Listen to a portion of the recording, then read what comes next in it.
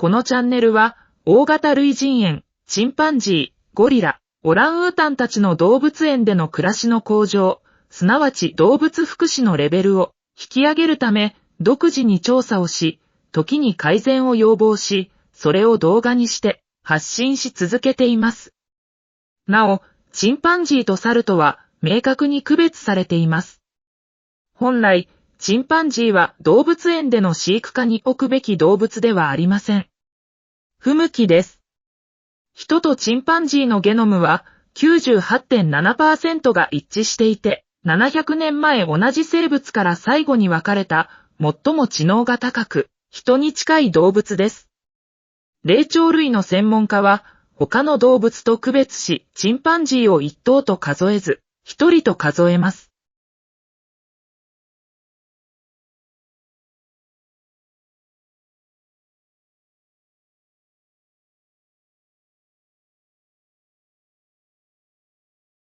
旭山動物園は日本で10位以内に入る人気の動物園です。ただ、人気があるから良い動物園とは限りません。むしろ、動物が苦しむことを行う動物園の方が人気が出る場合も珍しくありません。動物がのんびりくつろいでいると、お客さんにとって刺激がなく、面白くないからです。旭山動物園は、チンパンジーの死亡率が日本でずば抜けて多く、残酷な飼育を行っています。このチャンネルが、なぜこの動物園をずっと批判し続けているのか、詳しくご説明します。1、このチャンネルが、旭山動物園を批判し続ける理由とは？ 2、坂東統括園長が動物虐待を好むのはサイコパスだからか？違います。3、旭川市が動物虐待を容認して、坂東統括園長を特別扱いするのはなぜか？ 4、旭山動物園の飼育員は何を考えて動物と接しているのか？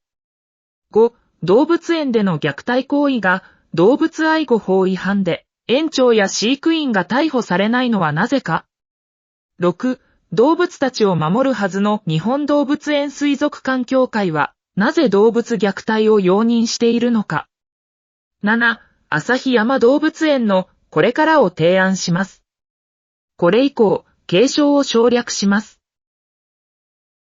1、このチャンネルが旭山動物園を批判し続ける理由。旭山動物園は、死亡年月日が分かっているだけで類人猿を31人以上も死亡させています。これは、日本の動物園では、ずば抜けて多い数で、先進国では例のない死亡数です。防ぎようのない事故もありますが、多くは未必の故意による死亡、殺害だと思っています。冬は長くマイナス20度にもなるため、日光に当たることができません。環境は劣悪で不衛生で、コンクリートの床に放置されています。チンパンジーにとって絶望的な環境で虐待され続けています。利益に執着している市長と園長は、10人以上のチンパンジーを1人で飼育させています。飼育員が最低3人は必要です。この状況を来園者たちが楽しむのです。まさに鬼畜の所業と言えるでしょう。他の動物でも、例えばキリンは連続して、同じ理由で事故死させています。アビシニアコロブスの赤ん坊に至っては、短期間で3頭連続で死亡させています。ただし、お客さんに人気のあるシロクマやアザラシだけは特別扱いです。なぜここまで死亡し続けるのか、調査の結果は次の通りです。1、園長が先進的な動物福祉を批判し、科学的ではない独善的な思い込みだけで飼育している。2、日本で最も北に位置し、類人猿に向いていない極寒で、乾燥する地域で飼育をしている。3、ほとんどの生活の場がコンクリートと金属で固められていて危険である。4、類人猿の飼育の専門家がおらず、根拠もなく一動物種に対し、一人体制で飼育させている。5、動物が事故死しても対策を取らず、同じ事故を繰り返している。6、有能な人物は採用せず、言いなりになる人物だけを採用する。職員を洗脳しやすい。7、園長は来園者から要望やクレームがあっても聞く耳を持たず、逆に意固地になり反発する。8、動物が死亡することを美化し、むしろ動物を死へ向かわせたい。未必の故意による殺害。9、獣医は動物が病気や怪我をしても気にせず、通常の動物園で行う治療をせず、時には放置する。10、旭川市自体が人の子供でも冷酷で、動物が連続死しても問題にしない。旭川少女凍死事件。2、坂東統括園長とは、どのような考えを持って動物園を運営しているのでしょうか。一般的に動物虐待をする人の特徴には、次のような傾向があります。自虐性があり、動物虐待を楽しいと感じる性癖を持っています。いじめられた過去があり、いじめた加害者に復讐するため、動物を加害者に見立て虐待をします。虐待したらどうなるかということに興味があり、善悪の区別がつきにくいです。坂東は、園長としては異常なまでの目立ちたがり屋で、同じことを長時間、話せることができます。彼の話をなんとなく聞いていると、美しいセンテンスに騙されてしまう人がほとんどです。伝えたいのは命を伝えるには、死が必要だということです。動物の死を子供たちに見せることが大切だというわけです。彼の話の内容は、まるで宗教家のような内容が含まれています。洗脳されてしまった信者たちは、坂東の深淵から脱出することが困難になってしまいます。坂東の発言内容をまとめて解説していきます。坂東は、父親が転勤が多かったため、転校を繰り返し、学校では、いじめられてばかりでした。親しくしてくれるのは小鳥だけで、小鳥が助けを求めてきたのに、気がつかず、死なせしまいました。その時、所詮生き物は死ぬんだと、感じたそうです。高校時代は、先生から注意をされても、堅くなに謝らず、ずっと反省文を書かされたこともあります。自分が正しいことは、曲げなくてよかった、と、今でも思っているそうです。先生に、食ってかかったこともあり、おかしいものはおかしい、と、他人の意見は無視したそうです。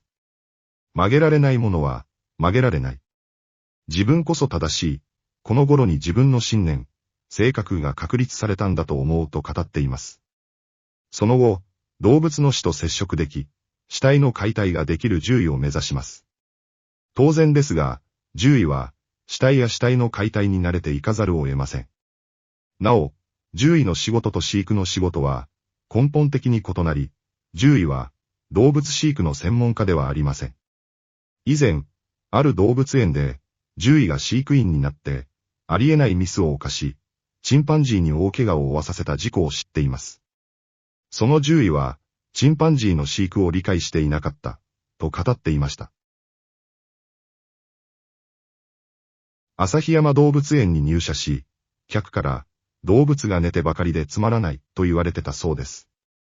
坂東は、客からのクレームに腹を立て、面白い施設にしよう、と考えました。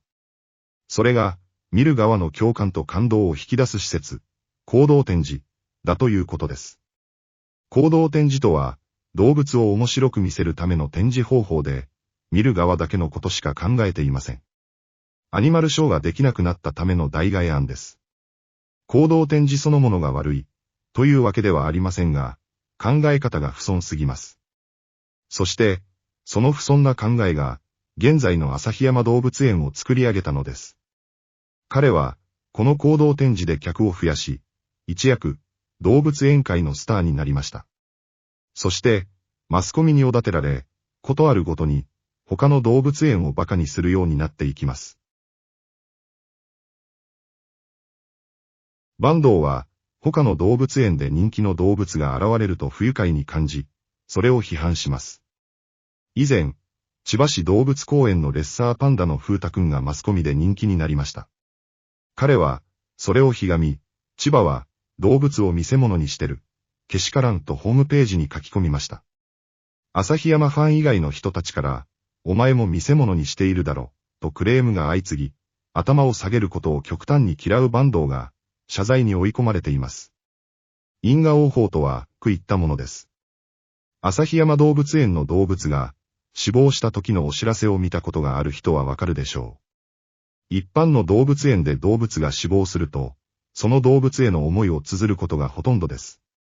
旭山のコメントは、自分たちのミスで死亡しても、あまりに冷淡な内容です。坂東は、個体への思いは間違っていて、動物は種として客観的に考えるべきだ、と言っています。彼が、動物の個体に対して、いかに冷淡な人間かわかると思います。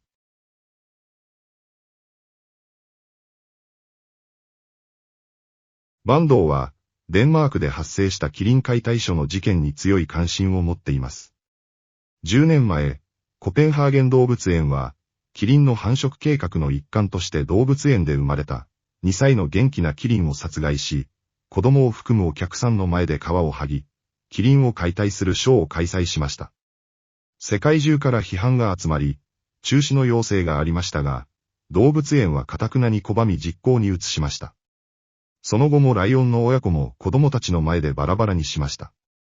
動物を動物園が狭いという理由で次々殺処分を強行しました。キリンの解体ショについてヨーロッパの動物園水族館協会は、この行為を支持すると発表し、アメリカの動物園水族館協会は、アメリカでは発生することはないと発表しました。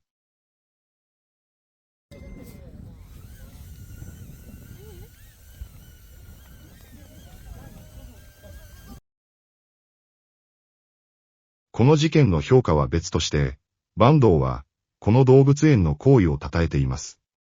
正しいものは誰が何と言おうと正しい、クレームを恐れるなと言っています。相変わらず思い込みの激しい性格がわかります。坂東は、日本でも子供を含む視聴者にこの写真を映像で示し、このことの正当性を訴えています。しかし、日本で強行すれば、間違いなく旭山動物園が消滅の危機になるでしょうし、そもそも日本では犯罪となる可能性が高いです。それに不満を持っているようです。死にこだわる坂東の発言の一部をまとめてみました。旭山動物園に掲示してある坂東の考えを読むと、一見問題ないように見えますが、異様なことが書いてあります。生きている動物を解剖したいようです。皆さん、信じられますか？最後に、その欲望を抑えているとは書いてありますが、彼の心の中には、こう思いやる心が欠落しているのかもしれません。僕らは先のことを考えてしまって、今を生きられなくなっている。僕らって人類のことでしょうか？彼が詩人か哲学者ならわからなくもないです。動物園の中で肉を食べてはいけないとは言わないですけど、わざわざエゾシカしゃぶしゃぶイベントをやる必要があるでしょうか。その他の坂東のあまりにも異様すぎる言動をまとめてみます。アフリカで生まれた動物だからマイナス20度にもなる北海道の動物園、旭山の劣悪施設で暮らすのはおかしいとは思っていない。動物とは動物園の環境に合わせて生きていくものだ。野生動物は動物園に合わせる能力がある。動物は劣悪な環境でも能力を発揮して生きようとする。改善してほしいと要求することはない。ここの動物はこの環境で育ったのだからここで暮らせばよい。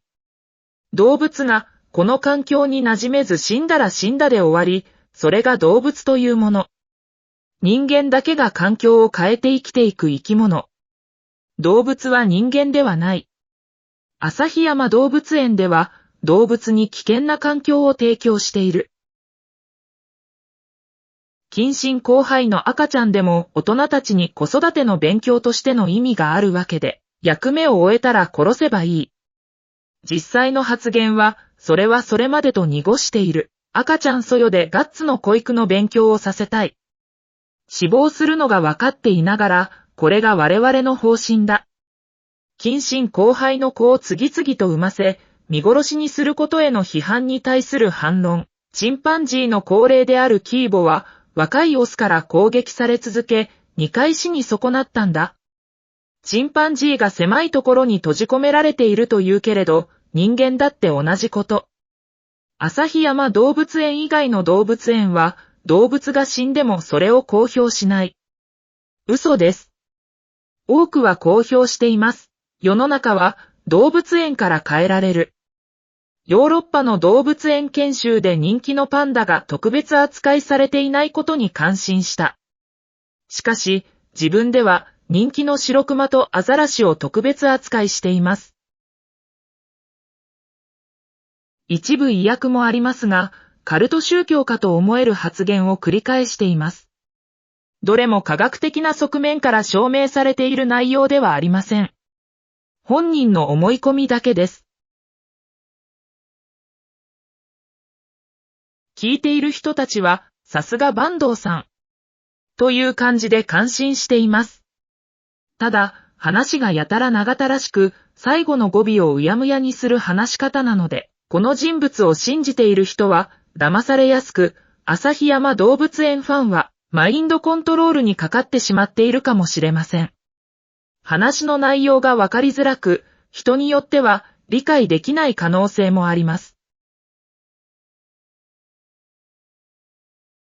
彼はサイコパスではないでしょうが、サイコパスの特徴を挙げてみます。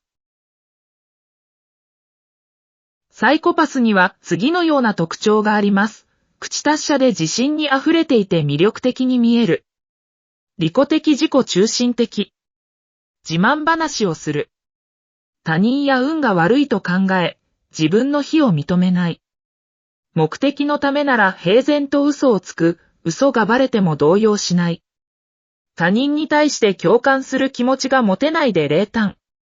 他人を支配し操ろうとする、その能力がある。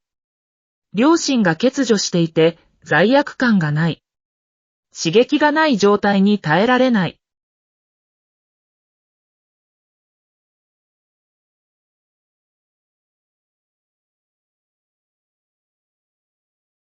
3、旭川市が動物虐待を容認し、坂東統括園長を特別扱いするのはなぜか。坂東は、数日前に園長職を退きました。しかし、旭川市は、新しい役職を無理やり作り、坂東を統括園長として残しました。園長が2人もいます。新園長は、動物に関しての権限も知識もない事務方です。動物は、低予算で虐待を受けているのに、地方の閉鎖的な群れ集団は甘い汁を吸っています。つまり、金、良識は存在しません。4、旭山動物園の飼育員は何を考えて動物と接しているのか？上が変わらないと意味がないので省略します。5、動物園での虐待行為が動物愛護法違反で、園長や飼育員が逮捕されないのはなぜか？坂東から飼育員へ明確な殺害の指示があれば、彼らが逮捕される可能性はありますが、それはないでしょう。坂東は常に濁した話し方をします。一線を越えてはならないことは理解している、狡猾な人間です。飼育員も直接、手を加えるわけではないので、動物愛護法には、ネグレクト、やらなければならない行為をやらない、という、不作為も含まれているのですが、食事を与えない、掃除をしないわけではないので、世話はしているということになってしまいます。未必の恋、死んでもしょうがないと考えていることはあると確信しています。また、動物愛護法の立て付けが、動物園の動物を想定していないところがあります。現状、動物園を規制する法律がほぼありません。このような問題に対応するのは、本来は日本動物園水族館協会ですが、単なる黄昏た老人たちの集まりなので、話になりません。そもそも坂東自身が、日本動物園水族館協会の理事ですから、坂東はやりたい放題のことができてしまうのです。6、動物たちを守るはずの日本動物園水族館協会はなぜ動物虐待を容認しているのか？日本動物園水族館協会については、別途動画でご説明します。7、旭山動物園のこれからを提案します。第一に坂東統括園長を即時に解任する。チンパンジーのオスは、温暖な地域、例えば熊本サンクチュアリ、または飼育施設、飼育技術の高い動物園に移動させる。メスたちは、チンパンジーを大切にする動物園に移動する。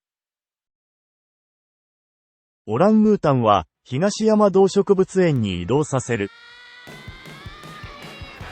最良の選択は、地元の動物種以外動物を他の施設に移し、遊園地でも何でも良いので好きなように運営するが良い。